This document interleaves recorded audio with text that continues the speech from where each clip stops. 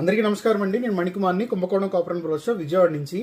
ఈరోజు నేను మీకు చూపిస్తున్న కలెక్షన్ వచ్చేటప్పటికి పారాడే కృష్ణుడు అనమాట. యాక్చువల్గా చిన్న చిన్న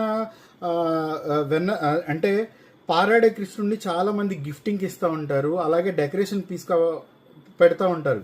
కానీ ఇంతకాలం మీరు ఏంటంటే ఇంత చిన్న సైజు ఒక 2 ఇంచెస్ 3 ఇంచెస్ 4 ఇంచెస్ చూసుంటారు, మహా అయితే 6 ఇంచెస్ అనమాట. కానీ ఇప్పుడు మీకు చూపిస్తుంది మన ఇంట్లో కనుక ఒక 2 ఏళ్ల బాలుడు బొద్దుగా ఉంటే ఎలా ఉంటాడో అంటే లైఫ్ సైజ్ పిక్చర్ అనమాట ఈ స్కల్ప్చర్ వచ్చేటప్పటికి. పారాడే కృష్ణుడు ఒక లైఫ్ సైజ్ స్కల్ప్చర్, ఒక నిజంగా ఒక బాలుడు ఎలా ఉంటాడో ఇంట్లో పాగుతూ ఉంటే అలా ఉంటాడనమాట. ఒక చేత్తో వెన్న ముద్ద, ఇక్కడ చూస్తే మీకు ఆయన ఒక ముఖాకృతి కానీ, ఆయన నామం కానీ, ఆయన కళ్ళు కానీ, రెప్పలు కానీ, ముక్కు కానీ, అలాగే ఆయన ఆయన మెడలో చిన్న కంఠహారం, ఆయన జుట్టు చూడ ఉంగరాల జుట్టు, చిన్న బాలుడు కదా, పైన ముడి సికముడిలాగా ముడి. సో ఇంకా వెనక భాగం చూస్తే మొలతాడు, బంగారు మొలతాడు. అలాగే ఆయన పాదాల మీద చూడండి స్వస్తిక్ సింబలు.